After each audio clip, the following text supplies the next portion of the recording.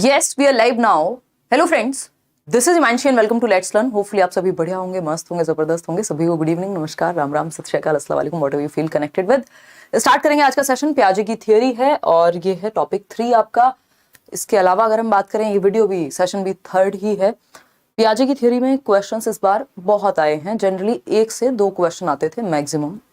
एक ही क्वेश्चन आता था, एक पियाजे से आ गया, एक वाइगॉस्की से आ गया, एक कोहलबर्ग से आ गया और 3 नंबर का क्वेश्चन आपका आ गया. कभी इन तीनों में से किसी एक से ज्यादा दे दिया तो 4 नंबर तक और एक कंस्ट्रक्टिविज्म पे, तो तीनों मिला के 5 नंबर हो जाते थे. अभी वो चीज बढ़ती हुई नजर आ रही है. पियाजे से ही मैंने कई सारे पेपर में, ये इस बार के हम जो भी ऑनलाइन एग्जाम्स हुए हैं 2023 में, अभी वेबसाइट पे सीटेट की अपलोड नहीं हुए हैं बट जल्दी ही हो जाएंगे, है ना. तो वो, हालांकि उससे आपको टेंशन नहीं है क्योंकि मैं आपके साथ ये सारे ऑनलाइन पेपर्स डिस्कस कर रही हूँ जो जनवरी और फरवरी 2023 तक खत्म हुआ है पेपर, दिसंबर से शुरू होकर के. तो इस बार एक पैटर्न हमें देखने को मिल रहा है कि कोई भरोसा नहीं है. प्याजे, अकेले प्याजे से 3-3 क्वेश्चंस हैं, 4-4 क्वेश्चंस हैं. 3 तो बहुत ही कॉमन है कि 3 क्वेश्चन प्याजे से, एक 30 नंबर के उसमें, तो 10% क्वेश्चन प्याजे से उस तरह से देखें तो. खैर देखते हैं फटाफट से. और ये 2 सेशन रहेंगे प्याजे पे क्योंकि क्वेश्चंस ज्यादा हैं अलग अलग शिफ्ट में. तो ज्यादा क्वेश्चन होने की वजह से 2 अलग सेशंस में, 2 पार्ट्स में इसको करेंगे या फिर एक बड़ा सेशन आगे से रखेंगे. सभी को गुड इवनिंग हो चुकी है. लाइक शेयर सब्सक्राइब आप कर देंगे. ये जो पीडीएफ है, पीडीएफ आपकी पेंडिंग चल रही है 2. इस वीकेंड यानी सैटरडे और संडे को मैं पीडीएफ सारी आपकी टेलीग्राम पर अपलोड करा दूंगी एक ही साथ. जो 2-3 सेशन अब तक के जितने भी हुए होंगे, तब तक 4 सेशन, है ना. तो टेलीग्राम चैनल आप इतने सब्सक्राइब करके रखिएगा, वहां आपको फ्री पीडीएफ आपकी ये मिल जाएंगी with answers and everything else.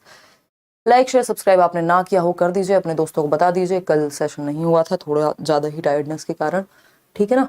Start करते हैं सेशन. करियर ऐप पर सीटेट के बैच में एडमिशन्स ओपन है. बिहार 7th फेज का जो बैच है उसके बैच में अभी एडमिशन्स ओपन है. दोनों ही बैचेस अभी भी डिस्काउंट पे हैं. इसके अलावा 3rd एक बैच है जो मैं कई दिनों से भूल जाती हूँ आपको बताना.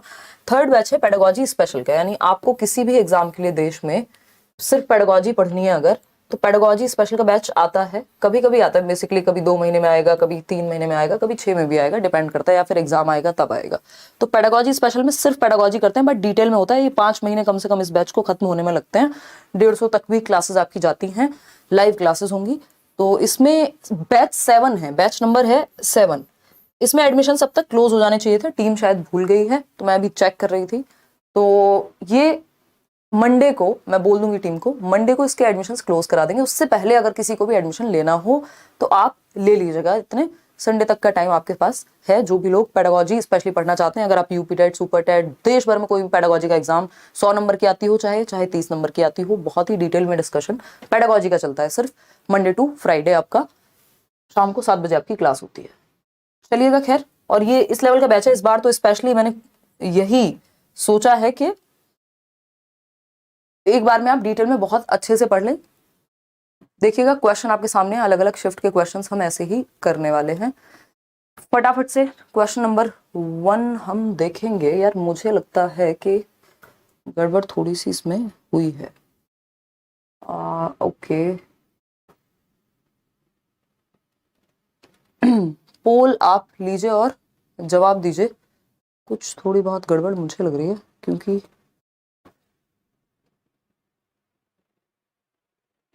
खैर कोई नहीं. एक मिनट रुकेगा, आप इतने जवाब दीजिए.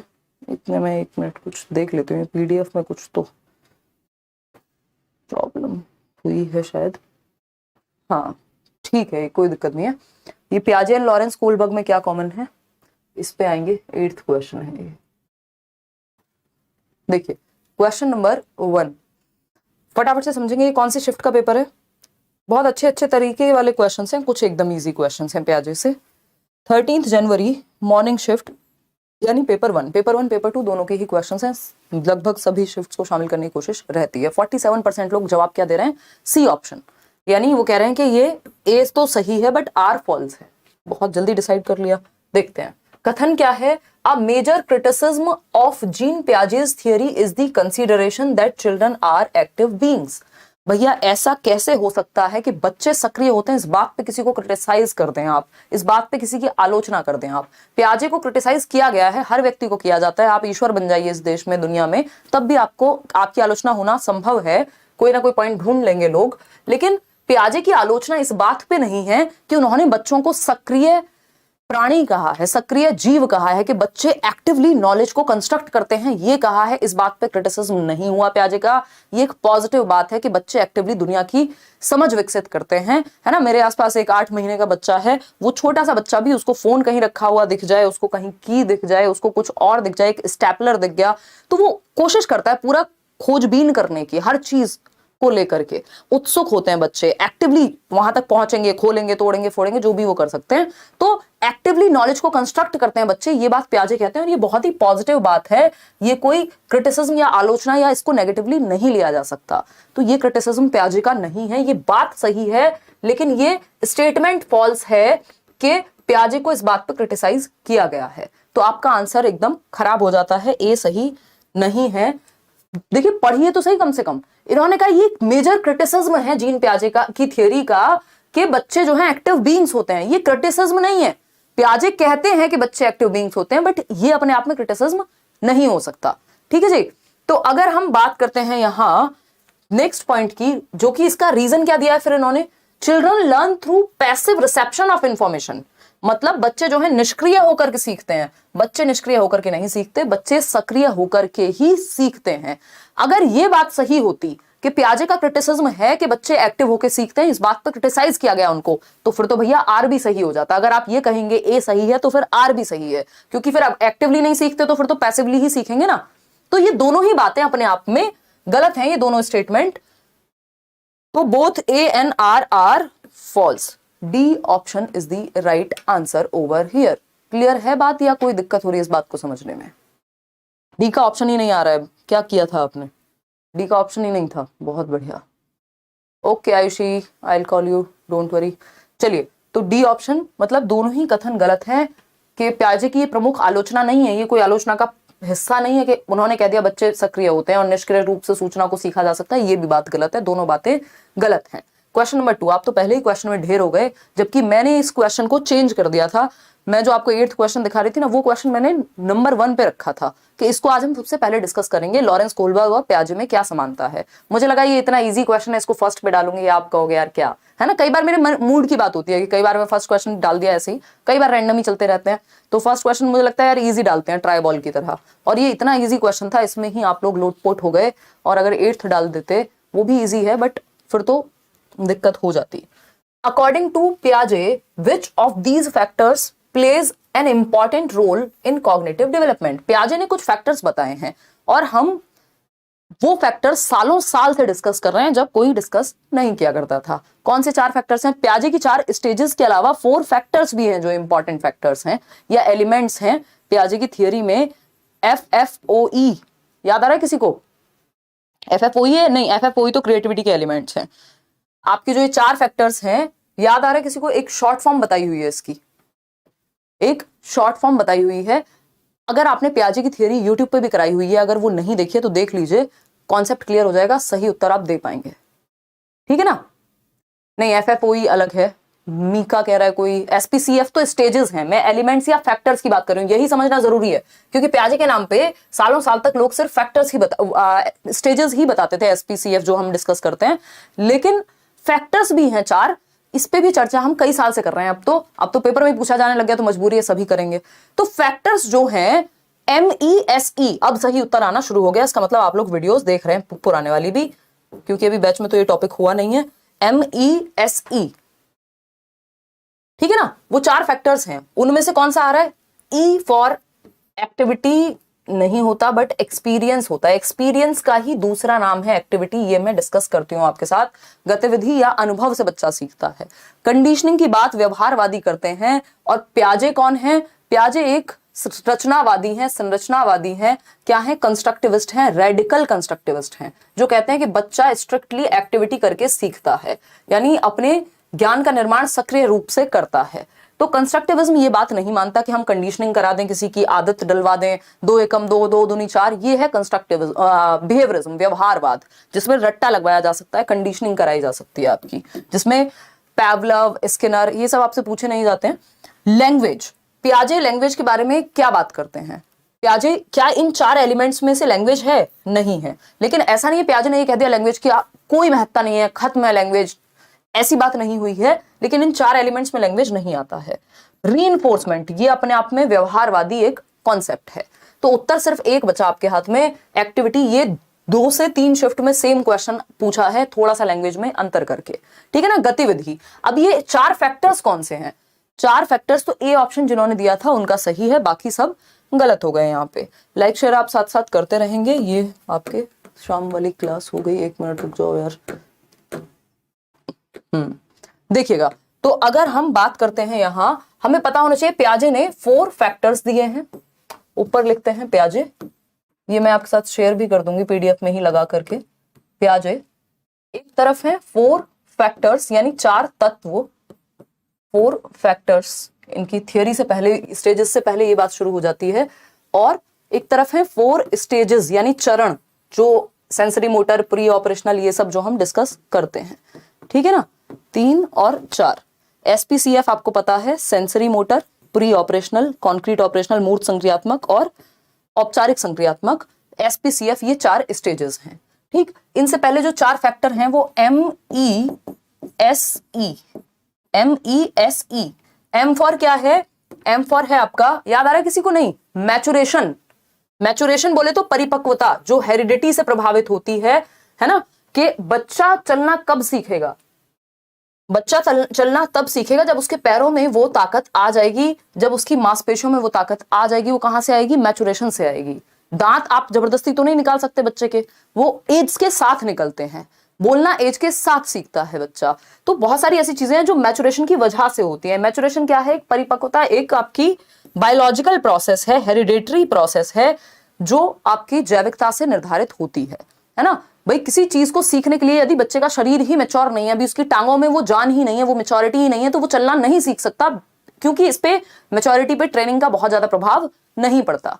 ये ऑटोमेटेड होती है, हेरिडेटरी होती है। और ये मैच्योरेशन, परिपक्वता, यही वो परिपक्वता है जिसकी बात हम आजकल क्वेश्चंस में करने लगे हैं, KVS से लेके हर जगह, कि girls mature faster than boys. लड़कियां जो हैं लड़कों से तीव्र गति से उनमें परिपक्वता होती है, उनका जो वृद्धि और विकास का रेट है वो ज्यादा है, परिपक्वता का रेट उनका ज्यादा है। इसलिए लगभग 1.5 से 2 वर्ष का अंतर है, इसलिए प्यूबर्टी भी पहले गर्ल्स में ही आएगी। देखिएगा, तो मैचुरेशन हो गया परिपक्वता। इसको आप दूसरी भाषा में यहां बायोलॉजिकल एस्पेक्ट या जीन्स कह सकते हो, कि पियाजे जेनेटिक्स को महत्व देते हैं, हेरिडिटी को महत्व देते हैं, ठीक है। E for equilibration. इक्विलिब्रेशन या इक्विलिब्रियम भी आप लिख सकते हो, संतुलन। संतुलन वही है जो 2-3 दिन पहले क्वेश्चन किया था। एकोमोडेशन एंड एसिमुलेशन, मतलब अडेप्ट कर ले, वो पूरी जो प्रक्रिया है वो एसिमुलेशन में ही आती है, अडेप्टेशन और ऑर्गेनाइजेशन की। इसमें आते हैं अडेप्टेशन और ऑर्गेनाइजेशन, उस पर चर्चा करेंगे कभी। फिर आता है आपका सोशल एक्टिविटी या सोशल एक्सपीरियंस। तो ऐसा नहीं है पियाजे की कोई दुश्मनी है सोशल एक्सपीरियंस से, है ना, या सोशल इंटरेक्शन से, ठीक है, क्लियर है। सोशल इंटरेक्शन या सोशल एक्सपीरियंस। सोशल इंटरेक्शन में बच्चा अपनी क्या समझ बनाता है उस पे फोकस पियाजे का ज्यादा है, वहीं वाइगोत्स्की दूसरों से समझ करके हम क्या भरते हैं दिमाग में, कैसे इंटरेक्ट करते हैं, वो सारी चीजों पे बात करेंगे। फिर आता है आपका एक्सपीरियंस। एक्सपीरियंस बोले तो अनुभव। इसी अनुभव को एक्टिविटी के नाम से भी जाना जा सकता है, क्योंकि आप एक्टिविटी करके ही अनुभव लेंगे। तो इसी की बात चल रही थी। इन चारों फैक्टर्स में लैंग्वेज नहीं है। हालांकि पियाजे ने ये नहीं कहा कि लैंग्वेज की कोई महत्ता नहीं है, पियाजे कह रहे हैं हाँ ठीक है यार महत्वपूर्ण है, बट इन 4 फैक्टर्स में लैंग्वेज की बात कहीं नहीं होती, ठीक। ये 4 अपने आप में फिर बाद में आपकी स्टेजेस निकल करके आ जाती हैं। सेंसरी मोटर, जिसको गत्यात्मक कहते हैं हम, जन्म से 2 वर्ष। फिर आती है, इसको इंद्रिय गामक भी कह देते हैं, प्री ऑपरेशनल, पूर्व संक्रियात्मक अवस्था, जो है 2 से 7 वर्ष।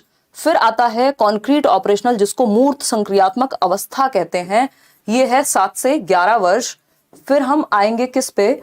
फॉर्मल ऑपरेशनल, जो कि हाईएस्ट स्टेज है, औपचारिक संक्रियात्मक अवस्था, ये है 11 से 15, या फिर 11 एंड अबव भी आपको लिखा हुआ कई जगह पे मिल जाएगा, ठीक है, क्योंकि 15-16 तक जो मैक्सिमम ब्रेन का डेवलपमेंट है वो हो चुका होता है, बेसिकली एडोलेसेंस तक। इतनी बात क्लियर है या कोई दिक्कत परेशानी इस बात को समझने में हमें हो रही है? हो रही हो तो बताओ, ठीक है ना।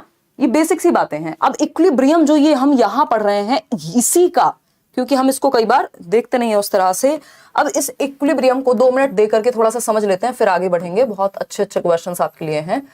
इस इक्विलिब्रेशन की प्रोसेस में, जिसको संतुलन कहते हैं, जो हमने अपने दिमाग में रिकॉर्ड किया है और जो दुनिया में हम देख रहे हैं, यदि वो दोनों संतुलन में है तब तो हम इक्विलिब्रेशन की प्रोसेस में होते हैं, नहीं तो हम क्या हो जाते हैं, कंफ्यूज हो जाते हैं, डिसइक्विलिब्रियम में आ जाते हैं। तो इस इक्विलिब्रेशन में दो चीजें आती हैं। एक है आपका अडेप्टेशन, कि आप दुनिया में अडेप्ट कैसे करेंगे, अडेप्टेशन यानी अनुकूलन कहते हैं इसको हिंदी में, ठीक। और दूसरी तरफ है ऑर्गेनाइजेशन, कि कैसे आपका ब्रेन इंफॉर्मेशन को ऑर्गेनाइज करेगा, आपके स्कीमा को अपडेटेड रखेगा। स्कीमा क्या है? Mental representation of your world, आपके दिमाग में मानसिक चित्रण जो है दुनिया का, आपकी जो भी प्रीवियस नॉलेज है, पूर्व समझ है, पूर्व ज्ञान है, वो सब दिमाग में जो स्टोर्ड होगा जिस तरह से, उसी को हम स्कीमा कह रहे हैं। आप मुझे पहचान पा रहे हैं क्योंकि आपके स्कीमा में कहीं ना कहीं हिमांशु सिंह का कोई तो एक कॉन्सेप्ट एडेड है, ठीक है ना बात। आप ये पढ़ पा रहे हैं क्योंकि आपके स्कीमा में, स्कीमा किसके बारे में हो सकता है? ये एक व्यक्ति के बारे में हो सकता है, किसी इवेंट के बारे में हो सकता है, किसी अनुभव के बारे में हो सकता है, जगह के बारे में हो सकता है। तो अडेप्टेशन में दो और चीजें आती हैं। अडेप्टेशन में आता है आपका एसिमिलेशन एंड एकोमोडेशन, यानी आत्मसात करना, यानी कुछ ऐड करना, कुछ समाहित करना, और एकोमोडेट करना या एकोमोडेशन जिसको हम समायोजन कहते हैं, ये है जिसमें आप परिवर्तन, मॉडिफिकेशन, चेंजेस लाते हैं, ठीक है ना। इसको एडजस्ट करना कह सकते हो आप, कि आप अपने स्कीमा में कुछ चेंज कर रहे हो, पहले कुछ और सोचा हुआ था, अब कुछ और मॉडिफाई कर रहे हो आप, ठीक है ना। ये थोड़ा सा लैंग्वेज पे भी डिपेंड करता है कि लैंग्वेज में कैसे घुमा करके पूछा है। शॉर्टकट इसके यही है, जब कुछ ऐड करने की बात होगी तो एसिमिलेशन, एकोमोडेशन या समायोजन हम कहते हैं जब कुछ एडजस्ट करने की बात होगी, ठीक। ये इन दोनों तरह से आप अडेप्ट करते हो और आपका स्कीमा अपडेट होता है ना। अडेप्टेशन की प्रोसेस के थ्रू आपका स्कीमा क्या होता है? अपडेट होता है, और साथ में आप ऑर्गेनाइज भी करते हो। ऑर्गेनाइज क्या है? जो भी आपने जाना, एसिमुलेट किया, एकोमोडेट किया, उसको अलग अलग कैटेगरी में डालते हो कि अच्छा ये कॉन्सेप्ट्स हैं जो मेरे समाज के बारे में है, ये इसके बारे में है, ये उसके बारे में। इससे आपका जो स्कीमा है वो ऑर्गेनाइज्ड भी रहता है, क्योंकि अडेप्ट करने के साथ साथ ऑर्गेनाइजेशन भी जरूरी है कि कब किस बात को कहाँ बताना है ना। जब वाइगॉस्की की बात आएगी तो मैं आपको वाइगॉस्की के बारे में बात करूंगी। अभी हम पियाजे के बारे में बात कर रहे हैं, कैसे मैं इक्विलिब्रेशन से यहाँ अडेप्टेशन पे आ गई, है ना। और इसी अडेप्टेशन की प्रोसेस में आपको पता है इक्विलिब्रेशन और डिसइक्विलिब्रियम भी होता है। अगर एसिमुलेट जो किया मैंने दिमाग में, पेन को पेन पढ़ा और पेन कहा, तो इक्विलिब्रियम में हूं मैं, संतुलन में हूं, है ना। एसिमुलेशन और एकोमोडेशन से हम बैलेंस में आते हैं। और अगर मैंने पेन को, मान लीजिए किसी और चीज को पेन कह दिया, है ना, मैंने इस चीज को पेन कह दिया, अब ये पेन नहीं है, किसी ने कहा बेटा ये पेन नहीं है, तो मुझे मॉडिफाई करना पड़ेगा, एकोमोडेट करना पड़ेगा, और एक नया स्कीमा बनाऊंगी या मैं अपडेट कर लूंगी अपने पुराने स्कीमा को। तो उससे पहले लेकिन डिसइक्विलिब्रियम होगा। जब मैंने एरोप्लेन को बर्ड कह दिया, जब मैंने चिड़िया कह दिया, पक्षी कह दिया, एक उड़ते हुए हवाई जहाज को या हेलीकॉप्टर को, तो कोई मुझे कहेगा बेटा, क्योंकि मैंने अपने दिमाग में वही एसिमुलेट किया हुआ था, आत्मसात किया हुआ था। लेकिन जब ऐसा नहीं हुआ, किसी ने कहा बेटा ये बर्ड नहीं है, ये तो एरोप्लेन है, ये तो हेलीकॉप्टर है, तो मेरे ब्रेन में डिसइक्विलिब्रियम हो गया। जब तक मैं उसे पक्षी कह रही थी, मेरे ब्रेन में इक्विलिब्रेशन था, क्योंकि मुझे वही पता था। तो तभी तो होता है, अगर हमसे कोई हमारे पसंद की बात ना कहे, जैसे हम दुनिया को देखते हैं वैसी बात ना कहे, तो तुरंत डिसइक्विलिब्रियम हो जाएगा। क्यों? क्योंकि जो दिमाग में है और जो दुनिया में है बाहर, वो दोनों बैलेंस में नहीं है, ठीक। तो बैलेंस में लाने के लिए हम एसिमुलेशन और एकोमोडेशन का इस्तेमाल करते हैं, और फिर हम अडेप्ट करते हैं एनवायरमेंट में। खैर, बहुत ज्ञान हो गया। धीरे धीरे जैसे जैसे आप क्वेश्चंस करेंगे तो ये चीज भी आपकी क्लियर होती जाएगी। तो लैंग्वेज इसका पार्ट नहीं है इन 4 फैक्टर्स का। इन फैक्टर्स में एक्टिविटी या अनुभव या एक्सपीरियंस आता है, MESE, ठीक है। ये 2 फरवरी पेपर 2 का क्वेश्चन है। अब आता है क्वेश्चन नंबर 3। ये पूछा गया है अगेन 2 फरवरी 2023 को, ऑनलाइन एग्जाम जब आपका सीटेट का हुआ, पेपर 2 में ही। पेपर 1 पेपर 2 के क्वेश्चंस अलग नहीं है, सिलेबस अलग नहीं है, तो ये मत सोचिएगा पेपर 1 की अलग से तैयारी होगी CDP की और पेपर 2 की अलग से। सब पढ़ लीजिए साथ में। अगर सिर्फ इतना ही कर लेते हैं, इन सारी शिफ्ट्स को लगा लेते हैं, तो बस हो गया काम, कुछ और नहीं करना फिर। विच of the following is a correctly matched pair, यानी कौन सा एक पेयर है, युग्म है, जोड़ा है, जिसका मिलान सही हुआ है, बताइएगा एक बार पहले। नहीं, वीडियो यहां से नहीं रुक रही है, आपके एंड पे इंटरनेट में कुछ समस्या हो सकती है। रुक रही है क्या वीडियो? हिंदी में पढ़ाइए, लिख देंगे हिंदी में भी साथ साथ, डोंट वरी।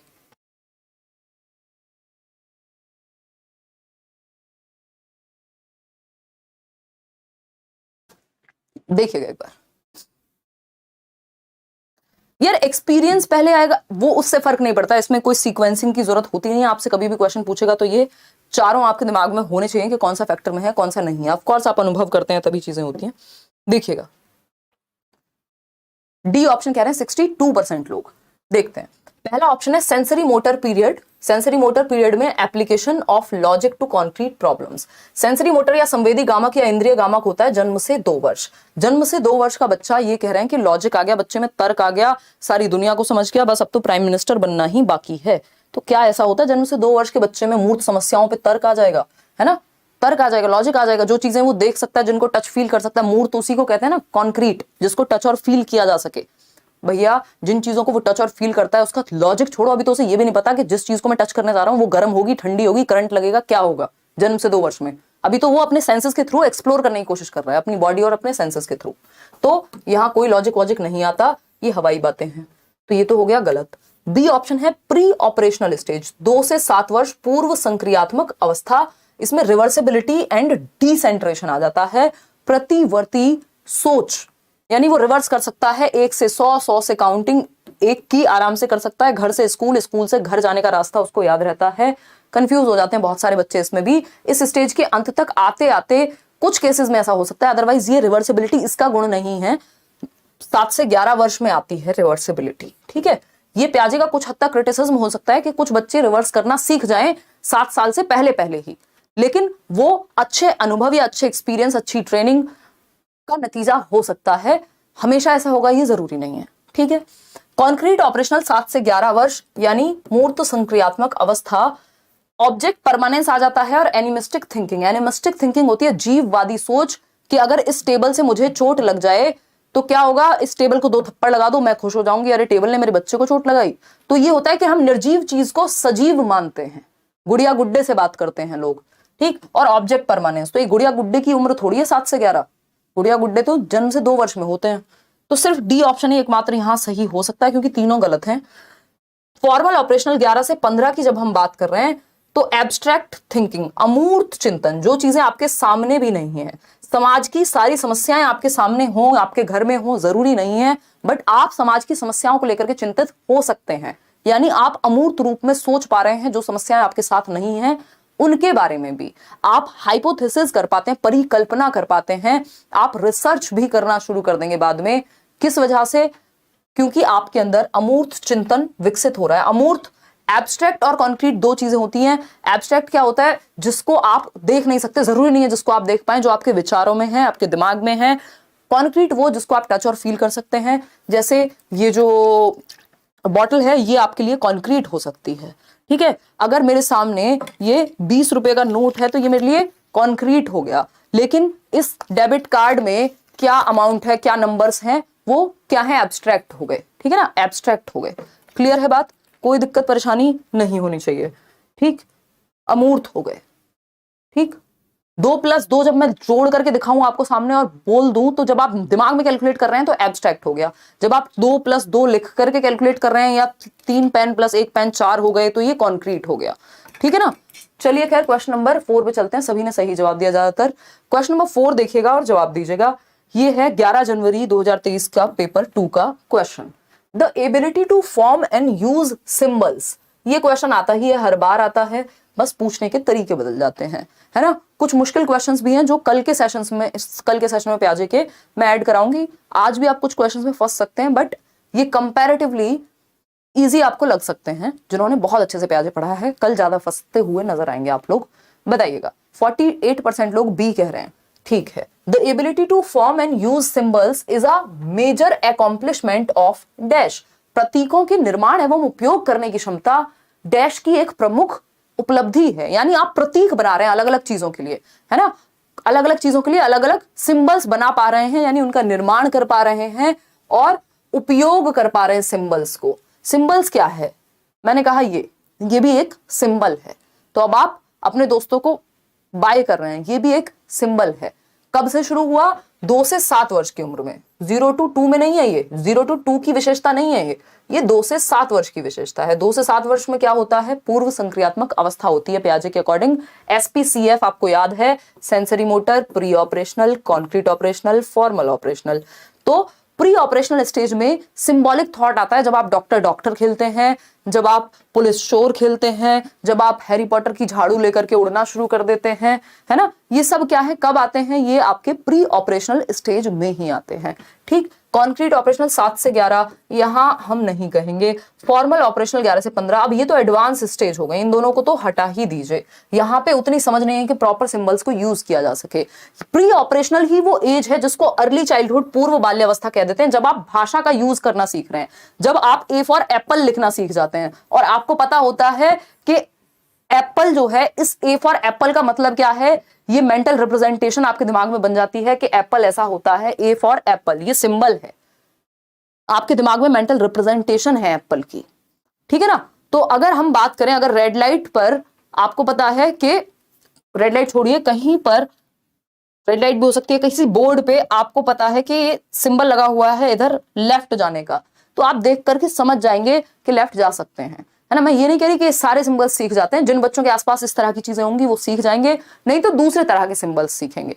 ठीक है ना। तो सिंबॉलिक एज जो है, ये सिंबॉलिक एज आपकी 2 से 7 वर्ष है या 2 से 6 वर्ष है, जिसको हम अर्ली चाइल्डहुड कहते हैं। ये वही एज है जिसको हम टॉय एज भी कह रहे हैं, जिसको हम गेम स्टेज भी कह रहे हैं। खूब बच्चा खेलता है ना, ग्रुप्स में नहीं खेलता है। यहां पर बेसिकली ग्रुपिंग उतना बड़ा मुद्दा नहीं है, गैंग एज नहीं है, क्योंकि ये जाएगा भी, मान लो बच्चा कहीं प्ले वे में चला गया इस उम्र में, कहीं हॉस्पिटल चले गए, आप मंदिर चले गए, कहीं और चले गए घूमने, 2 बच्चे मिले, उनके साथ खेल लिए और निकल लिए, कोई ऐसा नहीं है, बहुत ज्यादा टेम्परेरी फ्रेंडशिप्स की एज है, हमेशा की दोस्ती नहीं बन जाती है इस उम्र में। ठीक है ना। और फर्क भी नहीं पड़ता, जेंडर का भी फर्क नहीं पड़ता, 2 बच्चे मिले, 3 बच्चे मिले, आपको खेले 4 मिनट, कोई फर्क नहीं पड़ रहा कि वो ऑपोजिट जेंडर है, मेल है, फीमेल है। बेसिकली मिक्स्ड ग्रुपिंग होती है, कोई होमोजीनियस ग्रुपिंग या फिर जिसको हम कह सकते हैं कि होमोसेक्सुअल ग्रुपिंग नहीं होती कि बिल्कुल सेम सेक्स के ही दोस्त खेलेंगे, इसके बाद वो चीज डिफरेंट हो जाती है।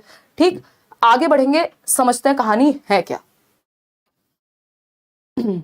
यार कुछ तो गड़बड़ हुई है मेरे ख्याल में, मैंने इसमें आपकी ना पिक्चर्स भी ऐड की थी कुछ, कोई तो पीडीएफ में कुछ तो ड्रामा हुआ है सेव करते समय। चलो कोई नहीं, अभी तो आप इसी से काम चलाओ, मैंने आपको बता दिया। तो ये वही स्टेज है जिसमें सिंबॉलिक एज, सिंबल्स क्या है, हैरी पॉटर की झाड़ू याद कीजिए, देखा है ना हैरी पॉटर कभी, तो वो झाड़ू क्या है, वो सिंबॉलिक है। वो जो शकलक बुम बुम का बच्चा आता था ना बचपन में, वो समोसे बनाता था, सिंबॉलिक रूप में समोसे उसके सामने आ जाते थे, है ना। और जो डोरेमोन की टाइम मशीन है, ठीक है ना। तो सिंबॉलिक बहुत सारी चीजें यहाँ पे होती हैं, सिंबल्स के थ्रू हम सीखते हैं, चाहे वो लैंग्वेज हो, चाहे वो हमारे खेल में हो। डॉक्टर खेल रहे हैं तो एक बच्चा है जिसने कान में वो लगाया हुआ है और वो चेक कर रहा है ना। एक सेट किसी बच्चे को मिला होगा डॉक्टर सेट, बड़ा हम प्रिविलेज महसूस करते थे जब वो सेट मिलता था। तो मुझे मेरी सिस्टर ने गिफ्ट किया था जब मैं गाँव में रहती थी, और मुझे वो बहुत मजे आए थे उस सेट से, क्योंकि वो बड़ा एडवांस सेट था, उसमें वो आवाज भी आती थी सुनने को जो डॉक्टर नहीं लगाते कान में, तो क्या बोलते हैं उसको, कुछ तो बोलते हैं। तो ये सब क्या है, सिंबल्स हैं कि एक डॉक्टर बना हुआ है, एक मरीज बना हुआ है बच्चा, है ना। अच्छा मैं तुमको अभी ठीक कर दूंगी। बच्चे छोटे छोटे बर्तन लेके खेलते हैं, है ना, किचन सेट वगैरह भी इस उम्र में हम यूज करते हैं। तो ये 2 से 7 वर्ष की उम्र है। आगे बढ़ेंगे, वो मैंने डॉक्टर सेट वगैरह की फोटो यहाँ पे मेंशन किए थे, बट पीडीएफ में कहीं इधर उधर हो गए, कोई बात नहीं। देखिएगा question number 5, in Piaget's theory what process describes an infant's action when she changes the way she holds her hand as she reaches for round objects as opposed to square ones? जवाब दीजिएगा फटाफट से।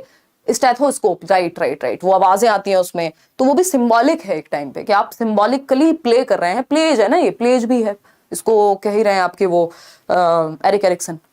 हाँ, stethoscope ही, बिल्कुल सही समझ रहे हैं आप, तो बहुत पढ़े लिखे लोग हैं यार। देखिएगा एक बार question number 5, in Piaget's theory what process describes an infant's action. देखिए पहले तो यहाँ लिखा हुआ है, कई बार आपको क्वेश्चन में ही हिंट मिल जाएगा कि किस उम्र की बात हो रही है। अगर उम्र पूछ ले तो आप कई बार वहां से भी समझ सकते हैं, हालांकि क्वेश्चन कुछ और पूछा है यहाँ। पियाजे की थियरी में या पियाजे के सिद्धांत के अनुसार कौन सी प्रक्रिया है जो एक शिशु की क्रिया का वर्णन करती है? Infant action. इन्फेंट कब तक होगा? जन्म से 2 वर्ष के बीच में ही होगा इन्फेंट, ठीक है ना। अब क्या हो रहा है, बच्चा जो है she holds her hand as she reaches for round objects. मतलब अब बच्चे को पता लग गया, जब वो गोल ऑब्जेक्ट्स को पकड़ती है तो एक तरह से हाथ की प्रतिक्रिया होती है उसकी, और जब वो स्क्वायर शेप के प्रोडक्ट्स को पकड़ती है तो वो एक तरह से होल्ड करना सीख गई है।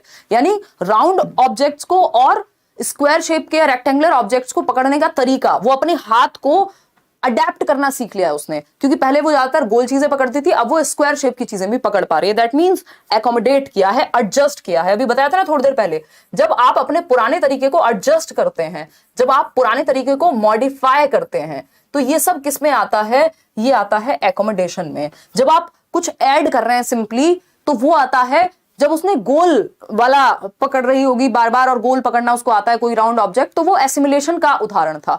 अब उसने गोल से क्या सीखा है?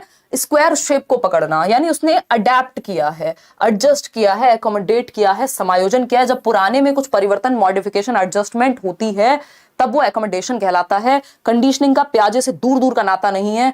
स्कीमा ये कहेंगे नहीं, क्यों? क्योंकि स्कीमा तो अपडेट हो रहा है ना इस प्रोसेस में। स्कीमा की डेफिनेशन होती है मेंटल रिप्रेजेंटेशन या प्रीवियस नॉलेज या मेंटल स्ट्रक्चर्स को स्कीमा कहते हैं। जबकि यहां बात हो रही है जो मेंटल स्ट्रक्चर है उसका, उसको मॉडिफाई किया है उसने, तब क्या कहेंगे? तो ये आपका 11 जनवरी को इवनिंग शिफ्ट में पूछा था। इंटर सब्जेक्टिविटी होती है बेसिकली, बच्चा आपके जीवन में आके आप पे प्रभाव डालता है, आपके अनुभव परिवर्तित होते हैं और आपके अनुभव से बच्चा सीखता है। ये इंटर सब्जेक्टिविटी है कि दो या दो से अधिक लोग मिलकर के, या बेसिकली हम लोग इंसान अपने 5 सेंसेस से दुनिया की एक समझ बनाते हैं, एक रियलिटी क्रिएट करते हैं। कैसे? आपको बचपन के दोस्त याद हैं, क्योंकि वो जो बचपन है वो कहीं एग्जिस्ट नहीं करता अभी, लेकिन आपके दिमाग में करता है एग्जिस्ट, उन लोगों के जिन्होंने वो जिया है। तो हम अपने जो शेयर्ड एक्सपीरियंसेस हैं उसमें जो एक रियलिटी क्रिएट कर रहे हैं, उसको इंटर सब्जेक्टिविटी कहते हैं। इसी की वजह से हमारे जो इमोशंस हैं या हमारी जो मेमोरीज हैं, वॉर्मथ है, लव है, केयर है, ये चीज कनेक्टेड रहती है कि हमें बचपन याद रहता है। हमें अपने माँ बाप को बच्चा बदलता है और बच्चे को माँ बाप बदलते हैं, जब दोनों ही साथ में होते हैं, वो इंटर सब्जेक्टिविटी है। खैर, इस पर चर्चा नहीं करेंगे, जनरली पूछा नहीं जाएगा, बट अब ऑप्शन में दे दिया तो इनका कोई भरोसा तो है नहीं। ठीक, तो यहाँ पे एकोमोडेशन यानी A option was the right answer. Assimilation होता तब भी यही होता, क्योंकि एक बात ध्यान रखनी है ना यहाँ हमें, कि बच्चे ने अपने होल्ड मतलब हैंड को होल्ड करना सीखा है। राउंड ऑब्जेक्ट्स पहले आते थे उसको पकड़ने, अब स्क्वायर वंस के लिए चेंज किया है। तो चेंज किया है, मॉडिफाई किया, दैट मींस एकोमोडेट किया होगा। क्वेश्चन नंबर 6 देखिए और पोल में जवाब दीजिए फटाफट से। हाँ, ये सुनीता किसको क्या कह रहे हो भाई? है ना? हाँ, कोई कह रहा है प्याजी की बुक है लैंग्वेज एंड थॉट्स। फर्क नहीं पड़ेगा अभी आपको, क्योंकि बुक तो उनकी कई सारी किताबें हैं। 13 साल में जो व्यक्ति पेपर पब्लिश कर रहा हो, पीएचडी की ओर जा रहा हो, तो काम तो उनके बहुत सारे हैं, बट आपसे सीटेट में कभी नहीं पूछा जाएगा कौन सी किताब किसकी है ना?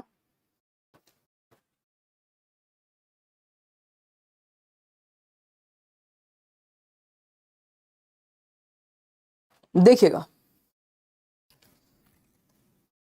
फटाफट से बताइए। 63% लोग सी ऑप्शन कह रहे हैं। समझते हैं कहानी है क्या। 13 जनवरी मॉर्निंग का पेपर।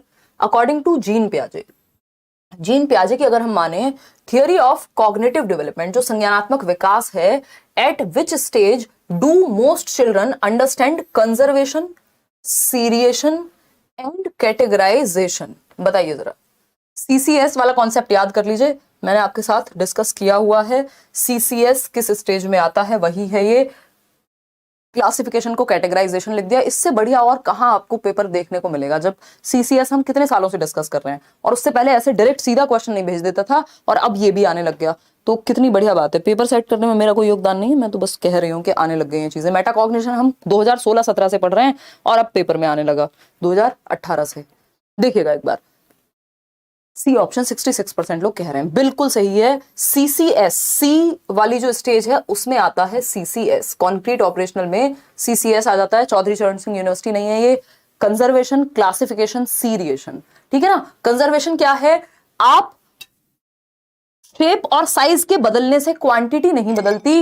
ये 200 ml पानी में इस मग में डालूं, इस बॉटल में डालूं, 200 ml ही रहेगा। इसकी शेप अलग है, इसका कलर अलग है, इसका साइज अलग है, दैट डजंट मीन कि इसका क्वांटिटी बदल जाएगी इन दोनों की अलग शेप और साइज होने पे। ये है कंजर्वेशन, कि कुछ चीजें सेम रहती हैं, वॉल्यूम सेम रहता है शेप और साइज के बदलने से। अगर आप शेप बदल रहे हैं तो शेप चेंज कर दिया आपने, साइज चेंज कर दिया, बॉटल की जगह आपने मग में डाल दिया, लेकिन क्या वॉल्यूम चेंज हो जाएगा? क्या अमाउंट चेंज हो जाएगी?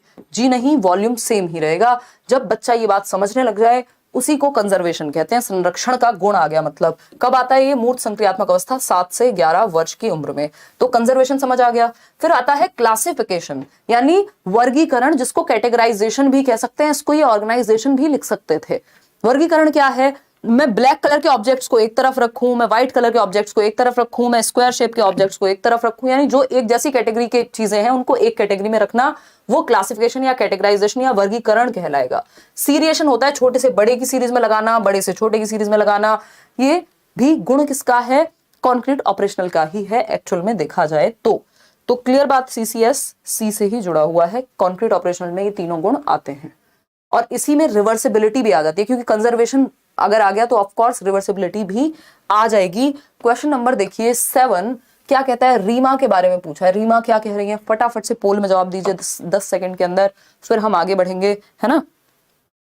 थोड़ा सा हम लेट हो रहे हैं आज, बट मोटिवेशन को अपनी बना के रखना है और पेशेंस के साथ पढ़ना है। समय है अभी भी, अगर आप सीटेट की तैयारी शुरू कर रहे हैं, आप आराम से पेपर को निकाल सकते हैं बेझिझक हो करके, ठीक है। ये कई लोगों को अभी भी डाउट है, वो लोग पूछते रहते हैं, तो बिल्कुल आप निकाल सकते हैं। 11,300 के करीब लोग देख रहे हैं, 7,700 लोगों ने लाइक किया है। ये बिल्कुल अनफेयर है, लाइक शेयर बराबर करना होता है। ये फोन मैंने क्यों उठाया था मैं भूल गई हूँ, बस आप लोगों की चैट देखने के लिए ही उठाया था शायद। चलिएगा, खैर 35 मिनट हो गए हमको, हम अभी 7वें सवाल पे ही पहुंचे हैं। कोई बात नहीं, शुरुआत में थोड़ी डिटेल्स जरूरी हैं, फिर कॉन्सेप्ट बन जाएगा तो स्पीड पकड़ लेंगे। 13 जनवरी मॉर्निंग शिफ्ट का पेपर 2023 का अभी। Reema has just started to respond to questions in a logical and better organised manner. Logic आ गया, ऑर्गेनाइजेशन आ गई, अभी तो पढ़ा था कैटेगराइजेशन कहाँ आती है। While specifying the logic behind her responses, अब वो तर्क दे पाती है, लॉजिक बता पाती है, एक्सप्लेन कर पाती है, रीजन क्या है किसी चीज के पीछे। एज पर Jean Piaget's theory of cognitive development she has entered into what stage, किस तरह की स्टेज में वो एंटर कर चुकी है। हमें पता है जब बच्चा ऑर्गेनाइज करना सीख जाए, जब बच्चा स्पेसिफाई या लॉजिकली बात तर्क आ जाए उसके अंदर। तर्क कहाँ आता है? सीएल से याद रख लेना, कॉन्क्रीट ऑपरेशनल में ही लॉजिक आता है। और ये लॉजिक किस तरह का होता है? इंडक्टिव होता है, एग्जाम्पल टू रूल जाने वाला। कॉन्क्रीट चीजों के बारे में, एब्स्ट्रैक्ट चीजों के बारे में इसकी अगली स्टेज में लॉजिक आएगा, जिसमें हम हाइपोथेटिको डिडक्टिव रीजनिंग भी कहते हैं। तो कॉन्क्रीट ऑपरेशनल में बच्चे में लॉजिक और ऑर्गेनाइज्ड मैनर यानी क्लासिफिकेशन आ गई है। जो सीसीएस अभी हम पढ़ रहे थे ना, इसी स्टेज की बात हो रही थी। 7 से 11 वर्ष मूर्त संक्रियात्मक अवस्था है, जिसमें लॉजिक आता है, तर्क आता है। अब बच्चा लॉजिक लगा पाएगा, जो बेसिक साइंस मैथ्स के क्वेश्चंस हैं वो भी वो अब समझ पाएगा लॉजिक से। क्वेश्चन नंबर 8 देखिएगा, क्या है कहानी। क्वेश्चन नंबर 8 क्या कहता है? फटाफट से जवाब देंगे, कॉमेंट करेंगे नहीं, पोल में जवाब देंगे आप, देखिएगा। क्वेश्चन नंबर 8 है, which of the following statements is correct for theories given by Jean पियाजे एंड लॉरेंस कोहलबर्ग। ये अच्छा क्वेश्चन है, इसको मैं आज फर्स्ट पे लगाने वाली थी, बट जो फर्स्ट क्वेश्चन लगाया उसी में आप ढेर हो गए। फिर मैंने सोचा अच्छा किया, है ना। ये पीडीएफ कुछ गड़बड़ हो गई, जो भी मैंने इसमें एडिटिंग की थी वो सब धुल गई। 2 फरवरी 2023 यही रह गया बस, बताइएगा। 2 फरवरी 2023 का क्वेश्चन है पेपर 2 का कि जीन पियाजे और लॉरेंस कोहलबर्ग द्वारा प्रतिपादित सिद्धांतों के बारे में कौन सा कथन सही है। यानी पियाजे और कोहलबर्ग में आज से पहले कभी नहीं पूछा। पियाजे और कोहलबर्ग को एक साथ जोड़ करके बस मॉरल डेवलपमेंट की थियरी के विषय में तो पूछा है, इसमें आप लोग कंफ्यूज हो रहे हैं पूरी तरह से। तो पियाजे और लॉरेंस कोहलबर्ग ने मॉरल डेवलपमेंट नैतिक विकास का सिद्धांत दिया है, जिससे एक क्वेश्चन मिनिमम आता है। पियाजे ने कॉग्निटिव डेवलपमेंट की थियरी दी है ना। अब अगर हम बात करें, ये कॉग्निटिव डेवलपमेंट की थियरी के बेस पे ही इन्होंने एक थियरी बनाई थी मॉरल डेवलपमेंट की, जो पूरी नहीं हो पाई थी पियाजे की, और उस थियरी से इंस्पायर होकर के या इस कॉग्निटिव डेवलपमेंट से भी इंस्पायर होकर के लॉरेंस कोहलबर्ग ने अपनी थियरी दी है। दैट मींस ये कॉग्निटिव डेवलपमेंट पे बेस्ड थियरी है, जो उनकी थियरी है। एक और चीज यहां पे है, कॉग्निटिव डेवलपमेंट में पियाजे ने 4 स्टेजेस दी हैं, मॉरल डेवलपमेंट में कोहलबर्ग ने 6 स्टेजेस दी हैं। यानी दोनों थियरीज ही स्टेज थियरीज हैं, ये बात हमें पता है। ये इनमें हो गई similarity. Both have given theories of cognitive development among adults. भैया दोनों ने कॉग्निटिव डेवलपमेंट की थियरी नहीं दी है। अभी थोड़ी देर पहले 33% लोग इसे सही बता रहे थे। भाई इनकी थियरी मॉरल डेवलपमेंट की है, पियाजे की कॉग्निटिव डेवलपमेंट की है। पियाजे की थियरी से इंस्पायर्ड है का मतलब ये नहीं हो गया कि उन्होंने थियरी कॉग्निटिव डेवलपमेंट की दी है। पियाजे की मॉरल डेवलपमेंट की थियरी से इंस्पायर्ड है और पियाजे की मॉरल डेवलपमेंट की थियरी कॉग्निटिव थियरी से इंस्पायर्ड है। ठीक, तो कुल मिलाकर के कॉग्निटिव थियरी से भी इंस्पायर्ड हो गई मॉरल डेवलपमेंट की थियरी, लेकिन सेम नहीं है। ठीक है ना। Both theories have 8 patterns of development. कुछ भी है, रात को सोए, सुबह मन किया, प्याजे ने 8 स्टेज दी थी, 4 नहीं दी थी, तो आज से 8 हो गई। ये तो हवा में तीर चलाने वाली बात हो गई। सी ऑप्शन है, both theories are limited to the middle childhood period of development.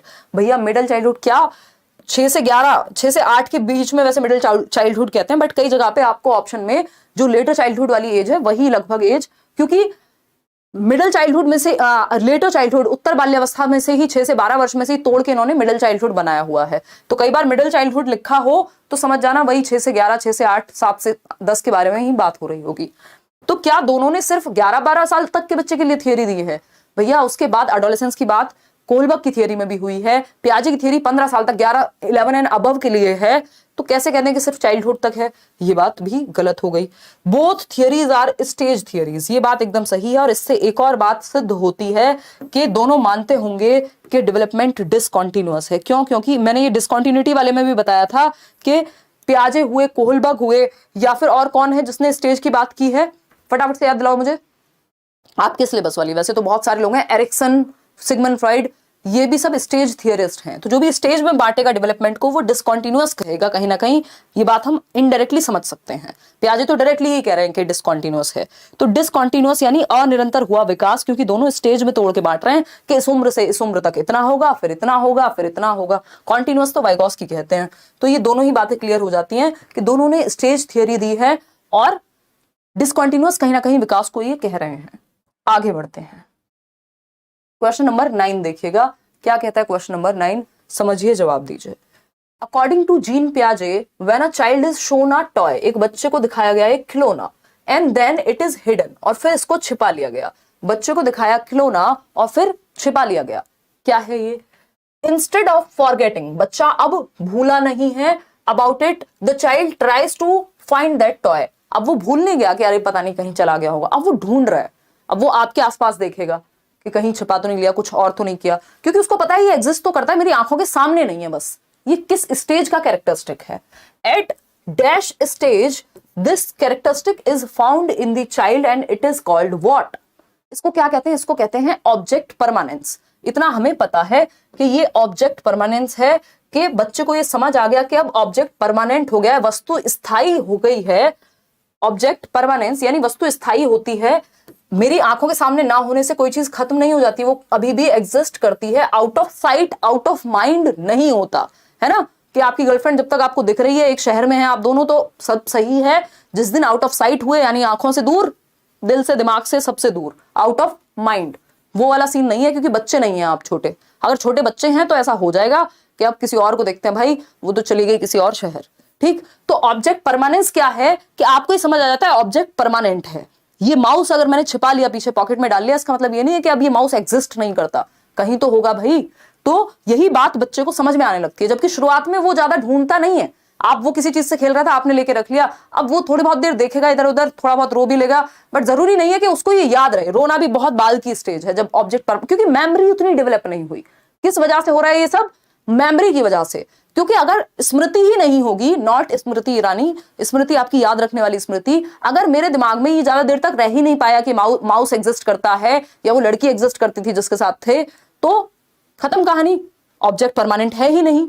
लेकिन जब मेमोरी ठीक होगी तो ये चीज भी परमानेंट हो जाएगी, ठीक। तो ये ऑब्जेक्ट परमानेंस है जो मेमोरी के डेवलप होने की वजह से आता है, ठीक। ये बात तो सही है। तो ऑब्जेक्ट परमानेंस कहां कहां लिखा हुआ है देखना जरा। यहाँ रिवर्सिबल थिंकिंग मेंटल ऑपरेशन है, तो ये तो अपने आप में गलत हो गया, कॉन्क्रीट में थोड़ी आएगा ये। ईगो सेंट्रिज्म में ये है नहीं, तो सिर्फ 2 ही ऑप्शन में से कोई एक ठीक हो सकता है। आप पेपर में एलिमिनेट कर सकते हैं, जरूरी नहीं है सब पे टाइम वेस्ट करना है सारे ऑप्शंस पे। क्वेश्चन पूरा पढ़ो लेकिन ऑप्शंस फटाफट से एलिमिनेट करो अगर काम के ना हो तो। प्री ऑपरेशनल ऑब्जेक्ट परमानेंस यानी क्या ये प्री ऑपरेशनल स्टेज है? प्री ऑपरेशनल होती है 2 से 7 वर्ष, और सेंसरी मोटर होती है 0 to 2। अब ये बात हमने डिस्कस की है कि ऑब्जेक्ट परमानेंस की जो एज है, ऑब्जेक्ट परमानेंस के बारे में 2 क्वेश्चंस पूछे जाते हैं कि ये किस स्टेज में होता है और किस स्टेज में नहीं होता है। अगर आपसे पूछे किस स्टेज में नहीं होता है तब भी आंसर सेंसरी मोटर, अगर पूछे किस स्टेज में अचीव हो जाता है तब भी आंसर सेंसरी मोटर। तो ऑब्जेक्ट परमानेंस जब नहीं होता है तब भी सेंसरी मोटर। कैसे हो पा रहा है ऐसा, समझते हैं। भाई ऑब्जेक्ट परमानेंस की बात कर रहे हैं ना हम, यानी ऑब्जेक्ट परमानेंस मतलब वस्तु स्थायी होती है, चाहे हमारी आंखों के सामने हो या ना हो, but out of mind out of site नहीं होती, एग्जिस्ट करती है उसके बावजूद भी। तो वस्तु स्थायित्व की जब हम बात कर रहे हैं यहां, वस्तु स्थायित्व, ठीक है, किस स्टेज में ये एब्सेंट होता है, यानी नहीं होता या अचीव नहीं हो पाता, तब भी आंसर क्या है आपका सेंसरी मोटर स्टेज। प्याजे की जन्म से 2 वर्ष, जन्म से 2 वर्ष में ही, शुरुआत के जो 7-8 महीने हैं बच्चे के, या शुरुआत का जो लगभग 9 महीने का टाइम है, उस टाइम पे उसको ज्यादा याद नहीं रहता कि कहां गया वो ऑब्जेक्ट जिससे मैं खेल रहा था। ठीक, मम्मी ने ले लिया, चुप हो गए। अब अगर हम बात करें इसका अचीवमेंट कब है, ये अचीव कब तक हो जाता है, तो अचीवमेंट भी इसी स्टेज में आ जाएगा। अचीवमेंट कब है, same stage, sensory motor 0 to 2 years में ही अचीव भी कर लेता है। अब ये क्या बात हुई यार, है एब्सेंट भी इसी में है और क्या है प्रेजेंट भी इसी में है, या उपलब्धि भी इसी में है ना। ये वही है जीत के हारने वाली बात है। मतलब क्या हुआ, देखो शुरुआत के जो 7-8 महीने हैं तब तक तो बच्चे में ये डेवलप नहीं हुआ होता, तब तक वो भूल जाता है, लेकिन 8 महीने से 12 महीने के बीच आते आते ये चीज का अचीवमेंट हो जाता है। कुछ बच्चों को उनसे भी ज्यादा लग सकता है, लेकिन जनरली ये माना जाता है कि object permanence sensory motor stage में ही अचीव हो जाती है, उसके एंड तक आते आते। ठीक है ना, तो ये बात हमें यहां ध्यान में रखनी है। ये क्वेश्चन बहुत बार रिपीट हुआ है ना, कि कौन सी अवस्था है जिसमें ऑब्जेक्ट परमानेंस नहीं होता, तब भी सेंसरी मोटर, जन्म से 2 वर्ष, इंद्रिय गामक, संवेदी गामक, और कब अचीव हो जाता है, तो इसी स्टेज के अंत तक आते आते अचीव हो जाता है। इतनी बात याद रख सकते हो या नहीं। संवेदी परक भी कह देते हैं कई लोग इसको, हिंदी में कई नाम है, इंग्लिश में याद रखेंगे तो बेटर रहेगा, एक ही टर्म है सेंसरी मोटर। सेंसरी मोटर का मतलब ये है senses plus motor activities. Senses क्या है, हमारे 5 सेंसेस, देखना, टच करना, है ना, सुनना, टेस्ट, यही 5 सेंसेस का इस्तेमाल करके बच्चा अपनी दुनिया की समझ बनाता है जन्म से 2 वर्ष में, plus motor activities. Motor activities क्या है, चलना फिरना, इन दोनों को जोड़ के सेंसरी मोटर बना है। ठीक है, क्लियर है बात। तो ये सेंसरी मोटर स्टेज हो गई कि जब बच्चा एक टॉय को ढूंढने की कोशिश करेगा, भूलेगा नहीं, और भूल जाता तब भी यही स्टेज होती, कहते हैं इसको ऑब्जेक्ट परमानेंस। क्लियर है, बहुत लंबी कहानी हो गई, बट जरूरी है लंबी लंबी कहानियां यदि हमें चीजों को क्लियर करना है दिमाग में। कल के क्वेश्चंस जब प्याजे से ही होंगे, कल के भी क्वेश्चंस थोड़ी सी स्पीड में चलने का प्रयास करें, क्योंकि आज आपका कॉन्सेप्ट क्लियर हो चुका होगा। अब आता है 10 जनवरी की इवनिंग शिफ्ट का ही एक क्वेश्चन। देख रहे हैं आप, थोड़ा लैंग्वेज चेंज करके पूछने लग गए हैं बस। टू फैसिलिटेट कॉग्निटिव डेवलपमेंट, यानी संज्ञानात्मक विकास को फैसिलिटेट करने के लिए, बेहतर बनाने के लिए बच्चों में जीन पियाजे gave importance to dash while Vygotsky emphasised dash, यानी पियाजे ने किस चीज को महत्व दिया, संज्ञानात्मक विकास की ही थियरी दोनों ने दी है। कॉग्निटिव डेवलपमेंट मतलब दिमाग का विकास, इंटेलेक्चुअल डेवलपमेंट, मेंटल डेवलपमेंट, है ना, बौद्धिक विकास भी आप इसको कह सकते हो। तो कॉग्निटिव डेवलपमेंट में सारी चीजें जो भी दिमाग से संबंधित है वो आती हैं। कौन सी चीजें हो सकती हैं, वो हो सकती है आपकी thinking, reasoning, problem solving, memory, perception, जो भी काम दिमाग से होता है वो सब कॉग्निटिव डेवलपमेंट में आता है। याद रखिएगा, 1 नंबर का क्वेश्चन इस पे भी पूछ लेता है D+B तक के एग्जाम में। आज इतना गला सूख रहा है यार।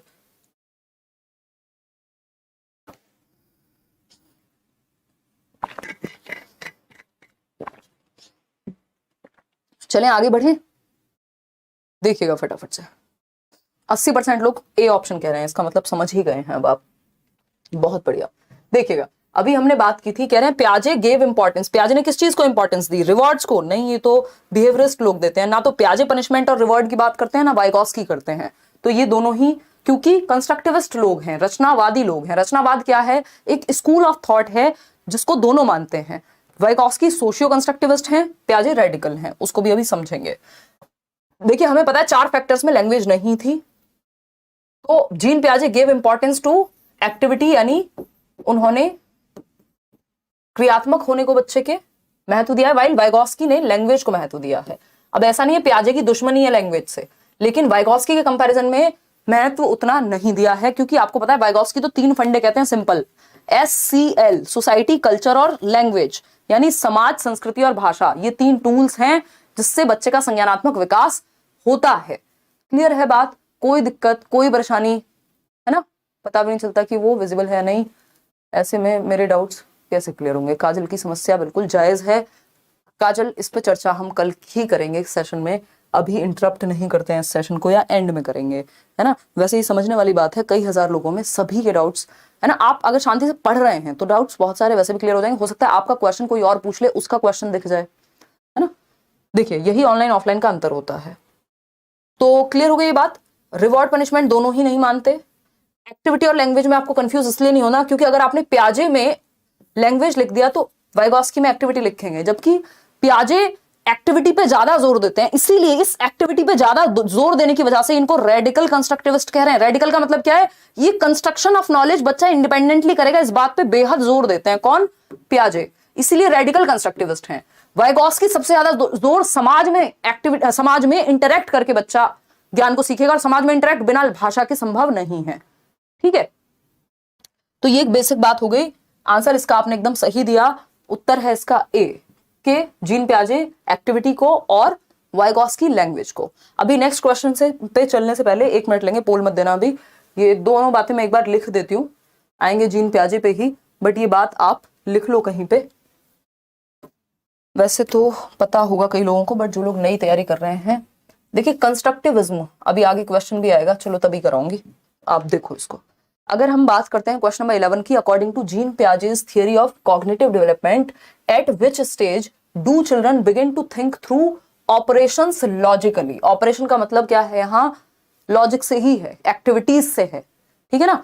तो लॉजिकल एक्टिविटी बच्चा करने लगेगा एक डायरेक्शन में, कौन सी स्टेज में? कोई कह रहा मैं सीटेट का फॉर्म नहीं भर पाई हूं, मेरे साइड दूर दूर तक सीट फुल हो गया सब। अरे तो बबीता क्या हो गया? ये हमारे जीवन में प्रॉब्लम कैसे हो सकती है कि आसपास आप पेपर नहीं दे सकते, सीट फुल हो गया तो अब हम पेपर ही नहीं देंगे इस बार?